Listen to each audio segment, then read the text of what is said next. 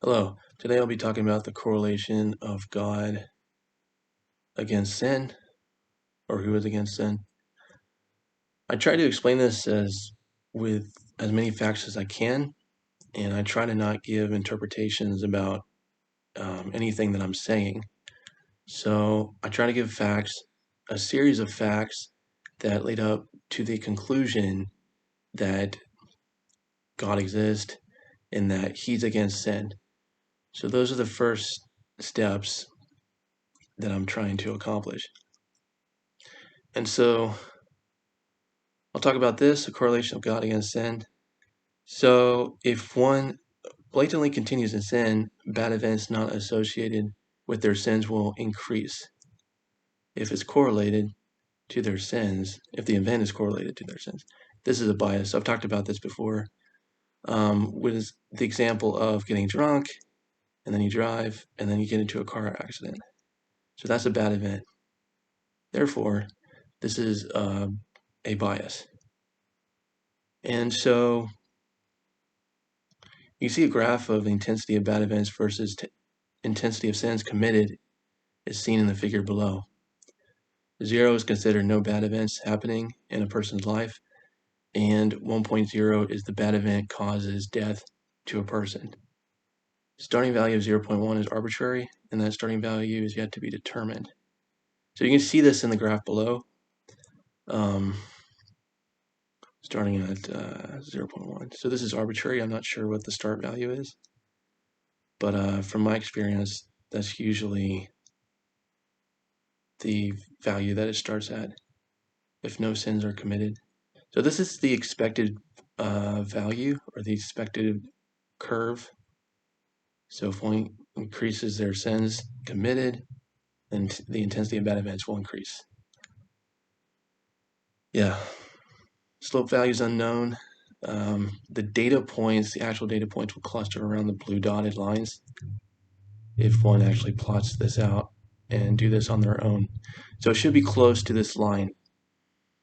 If it's not correlated, the intensity of sins committed do not follow the trend line of what was discussed before. So they'll actually cluster around these regions here. So if you commit a little bit of, intensity of sins, and it results in really disproportionate bad events, then that's a bias. If the intensity of sins committed is way up there and the intensity of bad events is really low, then that's also not correlated. It's a bias. Therefore, there's no correlation. Especially since if you have a bunch of dots everywhere, not just in the two regions, then especially there's no correlation. If one does not continue in sin, so this is based upon my experience, it's about 0.18 just from my experience, but this is an arbitrary value. The focus should be on the intensity of bad events are low when no sins are committed. It should be around here, clustering around here when no sins are committed. Again, the only way to prove this baseline is for each person to do this on their own. Ideally, you want 0,0, but just from my experience, this is not the case. So this goes into just blatantly continuing in sin for a month, writing down all the bad events that happen during that month. Bad events including getting into a car accident, someone dies, hit and run your car, computers will fail, etc., etc. But not limited to. You can write those bad events down for a month while blatantly continuing in sin. If it's associated with the sin, then you should ignore it. They should not be associated, as discussed before. For the second month, do not continue in sin in all the sin. Bad events will reduce significantly in your life. Write every bad event that happens down in your journal for that second month. If the bad event is associated with the sin, you can ignore that. So you can compare the two. You will see that if you blatantly continue in sin, bad events will increase. And that is not associated with your sins. Therefore, if this is true, there is a mechanism happening in the background where if one blatantly continues in sin, bad events not associated with that sin will increase in one's life. So you can say that that mechanism is God who's against sin. So this only proves that God is against sin. Does not prove his specific name. And don't rely on other people's testimony. It's very important that everyone do this on their own.